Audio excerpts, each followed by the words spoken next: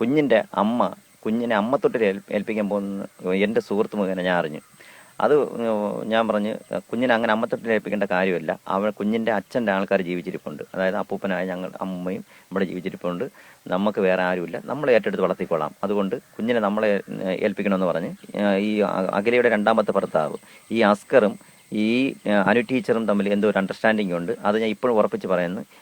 ഈ അനു ടീച്ചർ ഇതേവരെ ഇത്രയും സംഭവങ്ങൾ നടന്നിട്ട് എന്നെ ഒരു ഫോൺ കോൾ പോലും എന്നെ വിളിച്ച് ചോദിച്ചിട്ടില്ല എന്താണെന്ന് കാര്യങ്ങൾ. അപ്പോൾ ഇവരെ വിളിച്ചത്ത് കൊണ്ടുവരണം, ഇവരെ വിധേയമാക്കി എന്താണെന്നുള്ള സത്യാവസ്ഥ അത് പുറത്തു കൊണ്ടുവരണമെന്നാണ് എൻ്റെ ആഗ്രഹം. വിവാഹം എന്ന് പറയുന്നത് ഈ അനു ടീച്ചർ, ഞാൻ പറഞ്ഞ ഈ ഡാൻസ് ടീച്ചറിൻ്റെ ട്രൂപ്പിൽ എൻ്റെ മകൻ ഡാൻസറായിരുന്നു.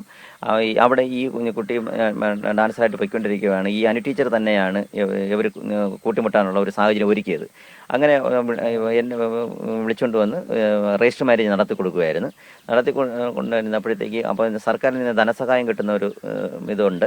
ആ ധനസഹായം ഈ അഖിലയുടെ അമ്മയ്ക്ക് കിട്ടുകയും ആ പൈസ സഹായം വാങ്ങാനായിട്ട് അവൻ അവിടെ ചെന്നപ്പോഴത്തേക്ക് നല്ല രീതിയിൽ ഇവനെ ആക്ഷേപിച്ച് വിടുകയും അങ്ങനെ ഇവർ തമ്മിൽ കുടുംബ പ്രശ്നം ഉണ്ടാകുകയും പാലോട് പോലീസ് സ്റ്റേഷനിൽ അഖില അതിനെ തുടർന്ന് കേസ് നൽകുകയും എൻ്റെ മകൻ അഖിലിനെ വേണ്ട എന്ന് പറഞ്ഞുകൊണ്ട് അവിടെ എഴുതി വെച്ച് പിരിയുകയാണ് ചെയ്തത്. അതിനുശേഷം സൂയിസൈഡ് ചെയ്യുകയായിരുന്നു.